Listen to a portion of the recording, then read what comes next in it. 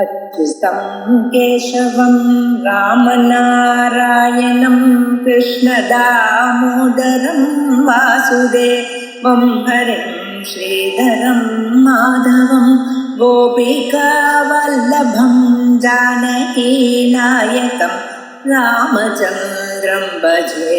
अच्युतं केशवं सत्यभामाधवं माधवं श्रीधरं राधितं इन्दिरामन्दिरं चेतसा सुन्दरं देवकी नन्दनं नन्दजं सन्ददे।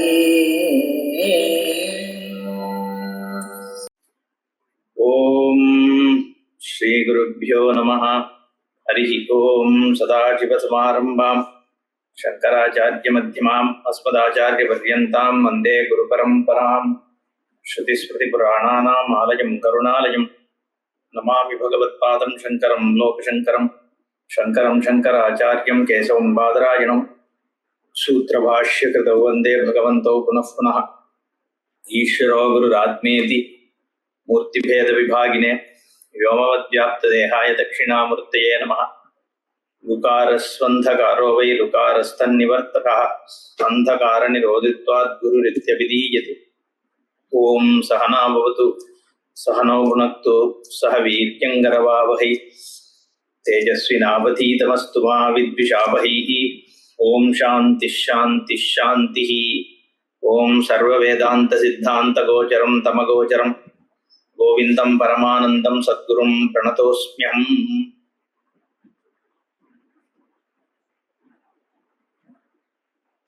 वदन्तु शास्त्राणि यजन्तु देवान् कुर्वन्तु कर्माणि भजन्तु देवताः।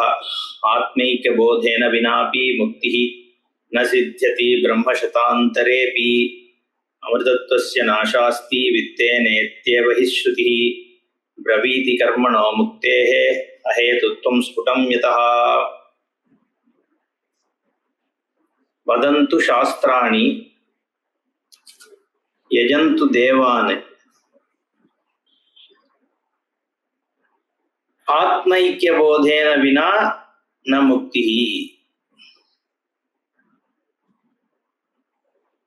बहुत सारे विद्या का ज्ञान हम बहुत लोगों को होता है। आजकल भी कोई विज्ञानी बनता है, कोई अध्यापक बनता है, कोई सॉफ्टवेयर इंजीनियर बनता है। वैसे उन दिनों में भी बहुत सारे शास्त्रों का पांडित्य होता था। न्याय शास्त्र, मीमांसा शास्त्र, व्याकरण शास्त्र, अश्व शास्त्र, अस्त्र शस्त्र, ये सब ऐसे बहुत सारे विद्या ज्ञान होता था, होता भी है आजकल भी। उसी को इधर इस श्लोक में बोलते हैं वदन्तु शास्त्राणि। ये बहुत पढ़ाई जिसमें हमारा विद्वत बन जाता है, उसके आगे जाके भी लोग आत्मा के ऊपर और क्या करना है, कैसे रहना है, इसके ऊपर भी बहुत सारे जो शास्त्र है उसमें एक विद्वत्ता प्राप्त कर देते हैं और अन्य दूसरे लोग के लिए भाषण भी देते हैं, कथा सुनाते हैं। लेकिन इससे क्या मोक्ष मिल जाता है, ये प्रश्न। क्योंकि आजकल भी बहुत वाद विवाद होता है ना इसके ऊपर, मेरा सही है, तुम्हारा सही है, उनका सही है, ऐसा बहुत वादों का जाल आज भी है। तो इसको तर्क बोलते हैं ना, ये तर्क में बैठते हैं और एक के ऊपर दूसरे बहुत वाद में बैठे अपने को सही दिखाने के लिए बहुत कुछ वाद करते हैं। ये सबसे होने वाला क्या है? कुछ नहीं है। हमें दूसरों को जीत के हमारा जो भी बोध है ना, हमारा जो भी मान्यता है, उसको दूसरे के ऊपर फोर्स करने से कोई किसी का फायदा नहीं होता है, क्योंकि सब कुछ एक मान्यता ही होता है ना। सब मैं मान रहा हूं यही भगवान है, तुम मान रहे हो यही भगवान है। हर एक के लिए एक भगवान का मान्यता है, एक पंथ का मान्यता है, ये सब है। और इसमें कोई सही गलत की बात नहीं है, क्योंकि अपना किसी को तो मानना ही चाहिए। अपना हर एक के लिए एक मान्यता होगा ही, और उसके हिसाब से ही सब लोग चलते हैं। इसीलिए इतने सारे धर्म है, इतने सारे पंथ है। लेकिन ये मोक्ष देगा कि नहीं, यही एक प्रश्न है। कौन सा बात विद्या मोक्ष देता है? ये जो इतने सारे शास्त्र है, लौकिक शास्त्र है और वैदिक शास्त्र है और आध्यात्मिक शास्त्र है, और ये भक्ति का शास्त्र है, धर्म का शास्त्र है, ये सब इतने सारे जो है, इनमें से मुक्ति किससे मिलता है? इसी का इस श्लोक में विचार है।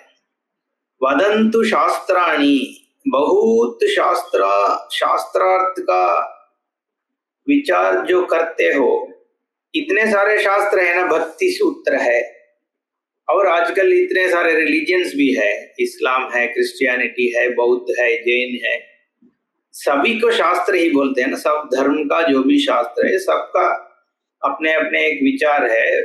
लेकिन इन शास्त्रों से मुक्ति मिलेगा कि कौन से चीज में मुक्ति मिलेगा? हमारा भी जो बहुत सारे है, आजकल इस्कॉन है, विशिष्टाद्वैत है, द्वैत है, और ये बहुत सारे गुरु लोग भी है, उनका भी अपना अपना एक विचार है। तो ये मुक्ति कैसे मिलेगा? ये मुक्ति क्या है, इससे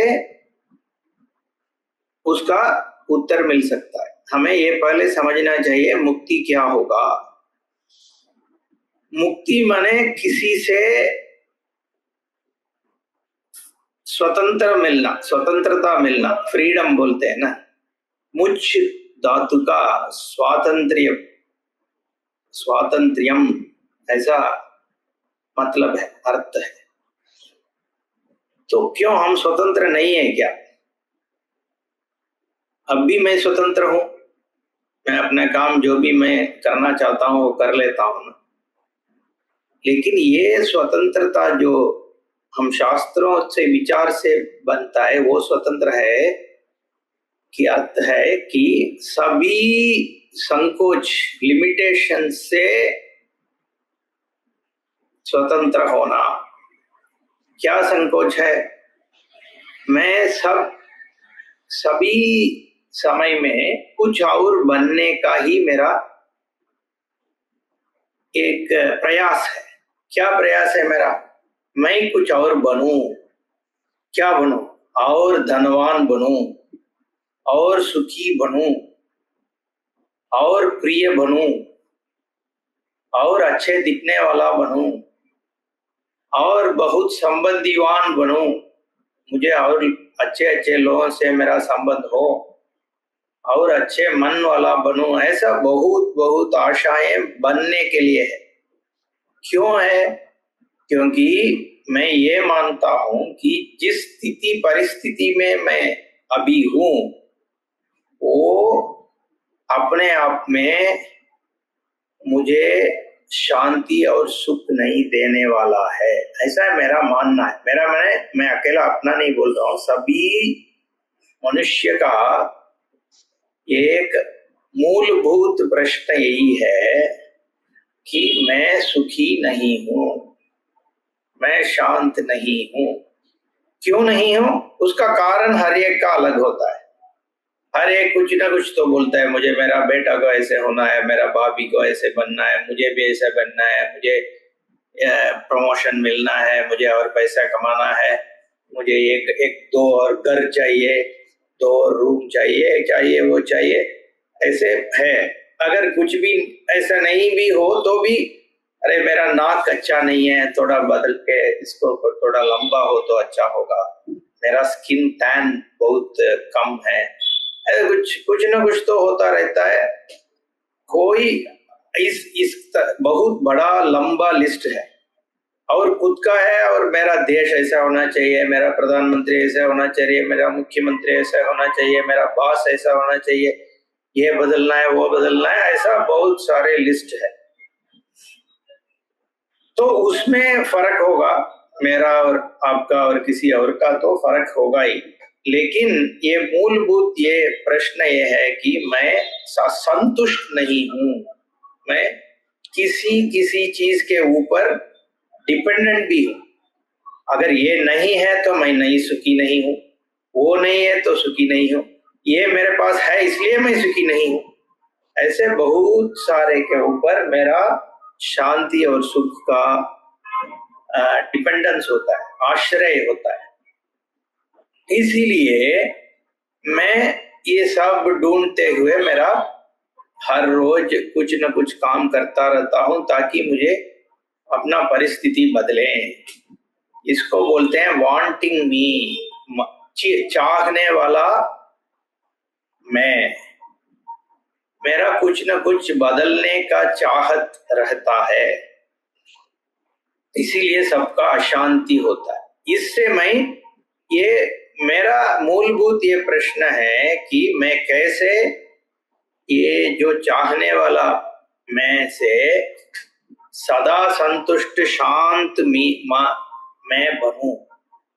इसी को मोक्ष का लक्ष्य समझना चाहिए। सभी यही इसी को चाहते हैं, इसी को मोक्ष भी समझना चाहिए। इसीलिए हम ये धर्म गुरु से आगे जाके बोलते हैं मुझे शांति नहीं है, मैं कैसे शांति पाऊं? तो गुरु बोलते हैं भजन करो, पूजा करो, ठीक है, अच्छा है, फिर उससे कैसे मुक्ति मिलेगा? तो तू जब मरोगे तो यहाँ से जाके कोई एक स्वर्ग में बैठोगे तो वहां सब शांतमय होगा, ऐसे कुछ बोल देते हैं ना। तो ऐसा मुक्ति में एक प्रॉब्लम ये है, एक प्रश्न आता है, अगर जो भी स्वर्ग को जाता है वो यही वाला जो आदमी है जिसका शांति नहीं है, जिसका वो संकोच सब है, मैं तो काल से संपुटित हूँ, देश से संपुटित हूँ, संकोचित हूँ, वस्तु से मैं बहुत कम हूँ, ज्ञान से भी मेरा बहुत कमी है, ऐसा कमी का पूरा सब कुछ में मेरा कमी है, मुझे ये भी पता नहीं अगले क्षण क्या होने वाला है, इस वॉल के पीछे उस तरफ क्या है इसका ज्ञान भी मुझे नहीं है। बहुत मेरा, और ये जो ब्रह्मांड, इसमें मेरा इतना छोटा सा मेरा देह का जो है ना, ये मैं इतना छोटा आदमी हूँ, छोटा वस्तु हूँ कि मैं सबसे मेरा डर भी होता है। ऐसा एक जो संपुटित संकोचित ये जो मनुष्य है, इसका आत्मा अगर ये यही छोटा सा जीवन है तो मैं स्वर्ग में बैठ के भी मेरा क्या आनंद हो जाएगा। ऐसा मेरा विचार आने के बाद फिर शास्त्र से मुझे एक बात सुनने में आता है, वो बोलती है, शास्त्र क्या बोलती है, सर्वम खलु इदम ब्रह्म, इधर जो कुछ भी है वो एक ही ब्रह्म स्वरूप है, और तत्वमसी, वो ब्रह्म स्वरूप तुम हो, ऐसे सुनने में आता है। फिर मुझे ये विचार आता है, अगर मैं ही सब कुछ हूं, अगर ये ज्ञान मुझे हो जाएगा तो ये जो संकोच है ना, संकुचित क्या बोलते हैं, ये जो लिमिटेशन, उससे तो मुक्ति मिल ही जाएगा, है कि नहीं? क्योंकि मैं पूर्ण स्वरूप बन जाऊंगा। तब मुझे कुछ और बनने का आवश्यकता भी नहीं है। इसी को बोलते हैं आत्म ऐक्य बोध। बोध है बोधा। आत्म ऐक्य माने ऐक्य एक से ज्यादा होने से ही ऐक्य होता है ना, रूप है इसका। मेरा मान्य कि सब कुछ एक ही है, कोई नहीं मानेगा ना। मैं कुछ और हूँ, ये वाल और है, ये कपड़ा और है, ये सूर्य और है, सब जगत भी और है, सभी द्वैत ही है ना। तो कैसे मान सकता हूं कि सब कुछ एक है? तो ये मानने वाला बात ही नहीं है। फिर शास्त्र ऐसे क्यों बोलेगा कि सब कुछ एक है? तो इसमें हमें मानने का आवश्यकता नहीं है, जानने की आवश्यकता है। इसको जानना, इसीलिए इसको ज्ञान बोलते हैं, बोध। माने इसमें एक सत्य है, एक उस सत्य को जानने की आवश्यकता, इसलिए इसको ज्ञान शब्द से हम बोलते हैं ज्ञान, आत्मज्ञान। इसको आत्मबोध, आत्म ऐक्य बोध। ये बोध से हमें ये ज्ञान मिलता है कि सभी एक ही स्वरूप है। ये जो नाम रूप, ये जो आदमी जो बैठा हुआ है, वो मेरा असली स्वरूप नहीं है। मेरा असली स्वरूप कुछ और है, वही सभी चीज का असली स्वरूप है। ऐसे ज्ञान होने से सिर्फ इसी से मुक्ति मिलता है, क्योंकि इसमें व्यक्तित्व का अंत हो जाता है। मैं एक व्यक्ति हूं, इसी भाव का भी अंत हो जाता है। अगर मेरा व्यक्तित्व खत्म हो गया तो मेरा ये अस्वतंत्रता है, किसी न किसी चीज के ऊपर मेरा आश्रय है, और मेरा चाहत भी है कि मैं ये बनूं वो बनूं। ये जो बनने वाला आदमी जो है उसका भी अंत हो जाता है। अंत में वो है ही नहीं ऐसा चीज, ऐसे समझ आ जाता है। इसी को मुक्ति बोलते हैं। सिर्फ यही मुक्ति हो सकता है। नहीं तो अगर मैं ये संकुचित संकोचित एक छोटा सा आदमी हूं, तो भगवान कितने भी बड़े हो, उससे मुझे क्या है? मैं हर वक्त उससे उसके आश्रय में ही अगर मैं रहूं, तो भी मेरा जो डर है, मेरा ये सब कुछ वैसे ही रहेगा ना। और मैं कुछ पा भी लूं स्वर्ग में, अगर ये वहां क्या वो लोग बोलते हैं ना, स्वर्ग में इसका बहुत मिल जाते, पैसा बहुत मिलेगा, अच्छा खाना मिलेगा, नृत्य मिलेगा, ये मिलेगा वो मिलेगा। अरे वो सब थोड़ी देर के लिए आनंद देता है, उसके बाद उसमें भी रोचते नहीं है, रोचक नहीं होता है। थोड़ी देर के लिए ठीक है, उसके बाद बोर हो जाता है सभी में। अगर मैं खुद अशांत हूं, ये सब बाहरी चीज से बहुत देर तक शांति नहीं होगा। इसलिए ये जो व्यक्तित्व है उसका अंत होना, इसी से मुक्ति मिल सकता है।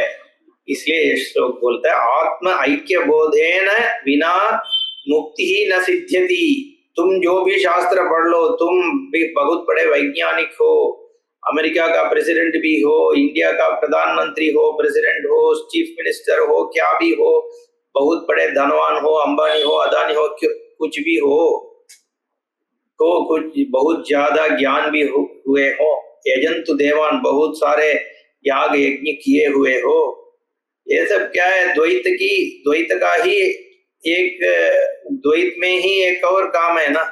अगर तुम देवताओं का पूजा भी करो, बहुत कुर्वन्तु कर्माणि, बहुत बड़े कार्य करके एवरेस्ट के ऊपर चढ़ गए हो, तब भी क्या है? तुम जब तक तेरा संकोच है, इतना छोटी सी आत्मा है, तब मुक्ति नहीं है। थोड़ा बहुत उनमें से भी थोड़ा अचीवमेंट्स है, थोड़ा कुछ तो सुख मिलता है, ठीक है, लेकिन जो मुक्ति का वो तेरा लक्ष्य है, वो ये सबसे नहीं मिलेगा, सिर्फ आत्मैक्य बोध से ही मिलता है। इस श्लोक में बहुत शंकराचार्य जी का ये क्या बोलते हैं शंकराचार्य जी इस श्लोक में ऐसे बोलते हैं, अमृतत्वस्य न आशास्ति वित्तेन इत्येव हि श्रुतिः न आशा अमृतत्वस्य। ये जो आशा करते हो ना, हिंदी में भी आशा आशा ही बोलते हैं, इसका पॉसिबिलिटी संभावना, यही इसका मतलब है। ये संभावना नहीं है, ना आशास्ति। किसकी संभावना? अमृतत्वस्य ना आशा अस्ति।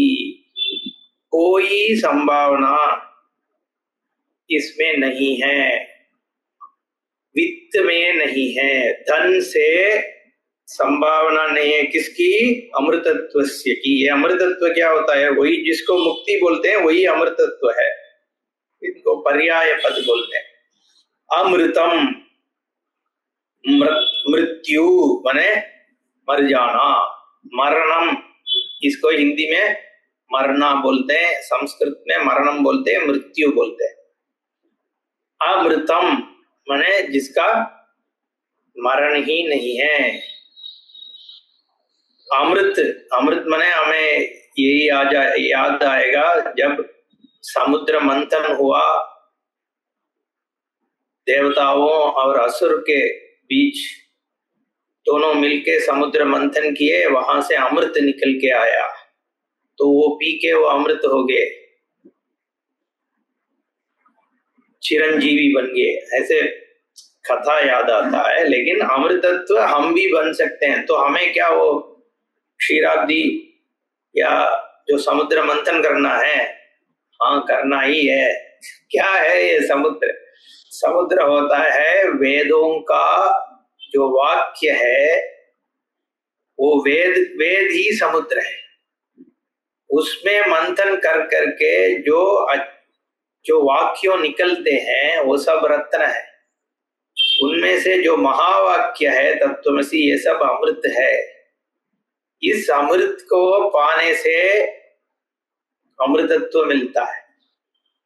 नहीं तो ये देह मेरा, मैं नहीं मरूं मने क्या, ये देह रख के मैं चिरकाल मेरा जीवन हो तो उससे क्या होता है? ये अगर मैं बहुत साल रहने से मुझे क्या आनंद मिल जाएगा, वैसे इसका नाश होता रहता ही है, जरा होता है। ये देह का तो शक्ति कम होती जाती है। अगर नहीं कम भी हुआ तब भी मेरा आसपास के लोग, मेरे जो अपना लोग, इनका तो अमृतत्व नहीं होगा, ये तो जाते रहेंगे। तो एक अकेला आदमी ये अमृत रह के भी इसका आनंद होगा क्या? वो नहीं हो सकता। तो ये अमृतत्व किसका होगा? क्यों होना चाहिए? यही बात है कि जो संसार है, ये क्या संसार माने क्या होता है कि मैं कुछ और बनना, जब मैं बात किया ना, बदलते रहने को ही संसार बोलते हैं। सब कुछ बदलता रहता है, हमारा देश बदलता है, हमारा परिस्थिति बदलती है, हमारे आसपास के लोग बदलते हैं, जो भी देखने वाला जो दृश्य भी बदलता रहता है, सब कुछ बदलते रहते हैं। वो उसी को मरणम बोलते हैं। ये अमृत क्या है? ये क्योंकि इसमें अशांति है। सब बदलते रहे, घूमते रहो तो अशांति है, कोई शांति नहीं होता है। जब निश्चल होगा, बुद्धि भी निश्चल होगा, ये जो बनने का मेरा प्रेशर है वो जब निकल जाएगा तभी शांति मिलता है। इस शांति को ही अमृतत्व बोलते हैं। और ये बनने वाला जो क्रम है, परिस्थिति है, मुझे कुछ और बनना है कुछ, ये कब जाएगा? जब मेरा स्वरूप अमृत है, इसका ज्ञान होगा। ये अमृत तब क्या है? ये अमृतत्व, अमृतत्व ये मृत माने मरण का मतलब है काल से संकोच, टाइम वाइज लिमिटेशन इंग्लिश में बोलते हैं। मेरा जन्म इस साल में हुआ, उस मरण इस समय पे होगा, तो इसका मतलब एक चीज जो है वो काल है। काल से मैं संकोचित हूं, मेरा काल इस देश, इसलिए वो करते हैं ना, इंदिरा गांधी 1908 वॉट एवर को जो भी हो, और एक डैश 1984, माने इधर जन्म हुआ, इधर मरण हुआ, बीच में क्या है, एक डैश है। वो जो एक स्कल्पचर इसका मूर्ति बनाता है उसमें लिखा होगा ना, इंदिरा गांधी 1905 1906 जो भी हो, डैश 1984, इधर से सीधा उधर चली गई। मतलब वो बीच में जो है वो बदलता रहता है, उसका कोई मतलब ही नहीं है। इंदिरा गांधी का मैं नहीं बोल रहा हूँ, जो भी मनुष्य है उसका कोई, हर एक का कुछ न कुछ तो बदलता रहता है, इधर शुरू हुआ इधर खत्म हो गया, वही उस आदमी का परिचय है। तो इसका मतलब काल से मैं संकोचित हूं, 70 साल 80 साल जो भी हो, और किसी को पता भी नहीं कि उसके बाद क्या होगा। कोई बोलते हैं वो धर्मचर्य लोग लेंगे कि वो स्वर्ग जाओगे, पुनर्जन्म होगा, ये होगा वो होगा, ठीक है, मान्यता है, अच्छा है, लेकिन पता तो नहीं है ना, मेरा डायरेक्ट ज्ञान नहीं है, इसका प्रत्यक्ष ज्ञान थोड़ी है, श्रद्धा है बस। तो इसलिए अमृतत्व फिर क्या है ये अमृतत्व? इसका अमृतत्व तभी हो सकता है जब मैं कालातीत हूं। काल में कुछ भी अमृत नहीं है, जो काल में शुरू होगा उसका काल में अंत भी होगा। जो भी हो, किसी का 50 साल उम्र होता है, किसी का 70 साल में मृत्यु हो जाता है, किसी का 100 साल में होता है। अब ये शिवानंद बाबा जो 3-4 दिन के भले उनका देहांत हो गए, उनका क्या 120 कुछ साल बोलते हैं उनके, ऐसे है। फिर भी ये चिरायुष थोड़ी होती है। और ये इधर ये कपड़ा का आयु क्या 2 साल 3 साल 5 साल, और ये वाल 20 साल रहेगा कि 30 साल रहेगा पता नहीं, 50 साल 70 साल, फिर उसका भी नाश हो जाएगा ना। पर्वतों का भी नाश होता है, पेड़ का भी नाश होता है, सब कुछ किसी 100 ईयर्स 1000 ईयर्स 1000 साल 2000 5000 10,000 कुछ, लेकिन एक समय अवधि है सबके लिए। तो अमृतत्व यही होगा जिसका काल में इसका उत्पन्न नहीं हुआ, वही काल में उसका अंत नहीं होगा। ये काल में किसका उत्पन्न नहीं होता है? जिसके ऊपर काल आधारित है। काल का आश्रय जो होता है वो काल से क्या बोलते हैं, परे है, कालातीत है, अतीत है। तो कालातीत इसी को बोलते हैं जिसके ऊपर काल आश्रय, काल का आश्रय।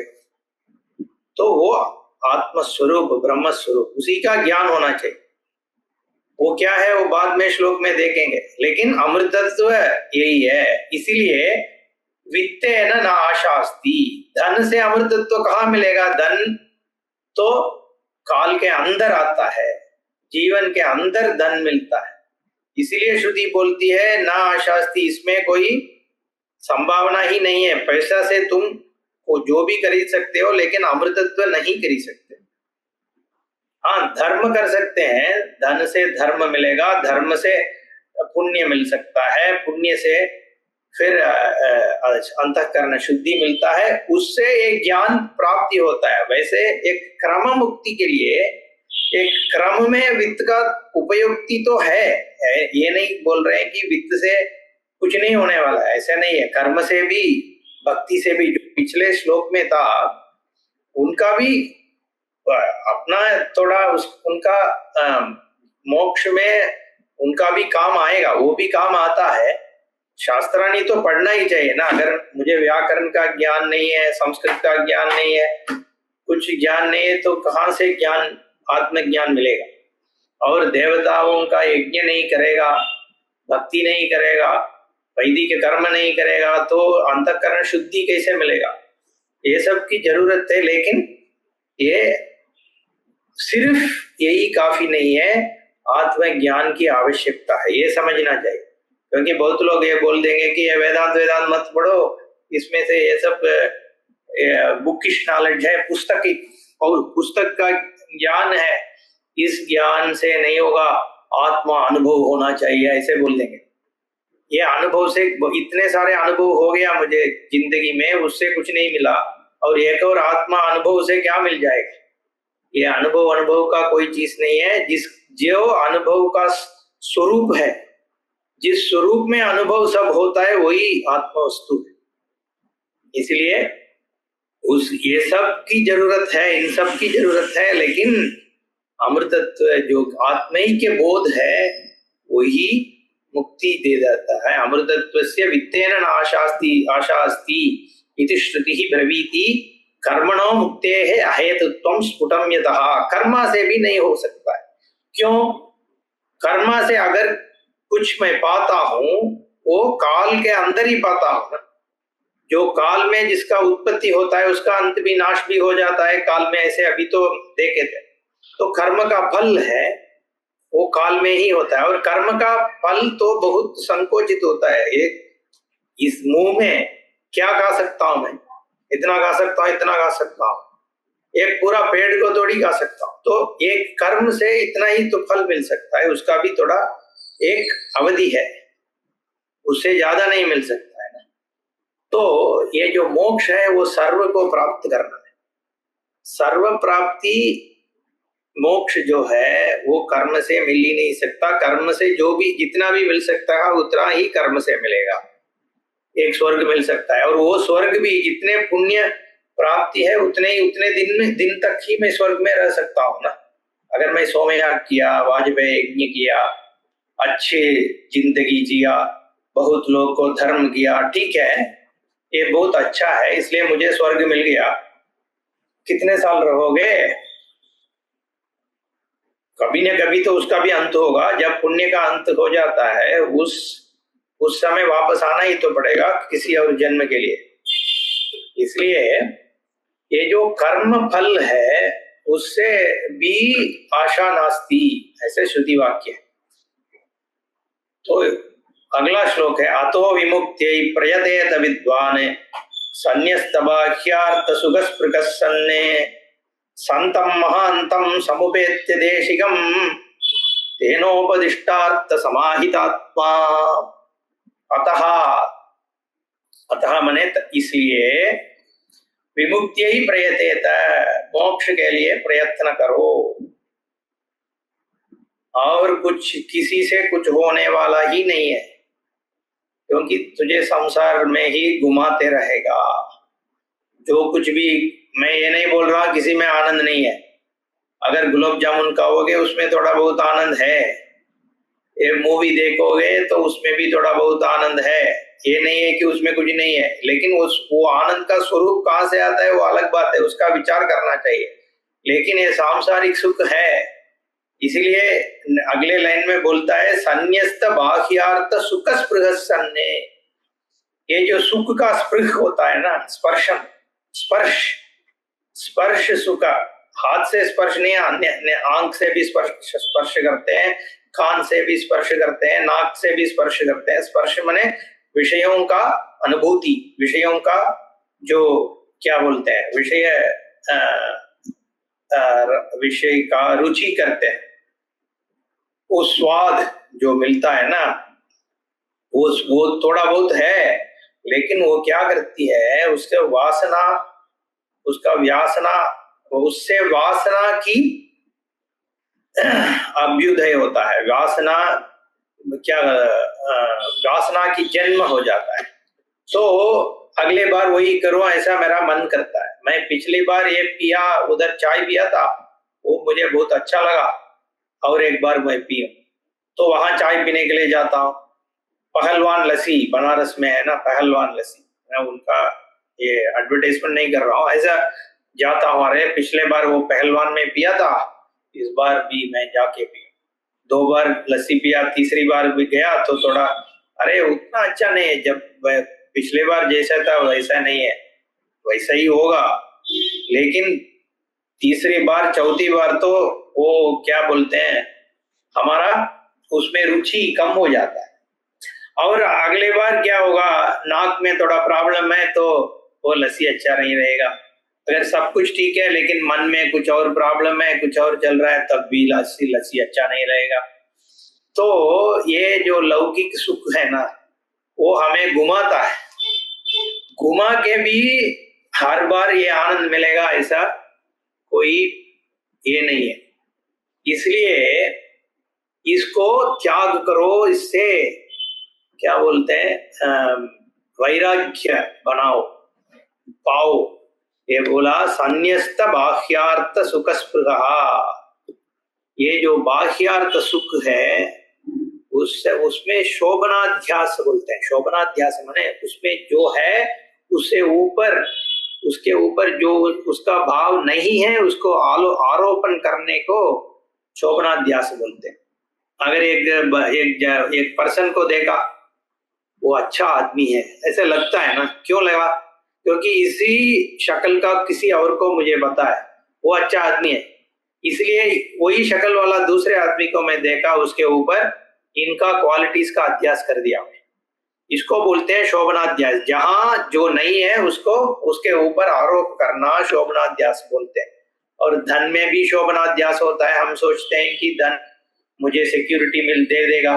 क्या सिक्योरिटी देगा? धन से तो सबका भय हो रहा है आजकल, कहाँ चले जाएगा, कोई क्या कर देगा, इसका इंटरेस्ट रेट बढ़ जाता है, अब क्या करूं, ये है वो है।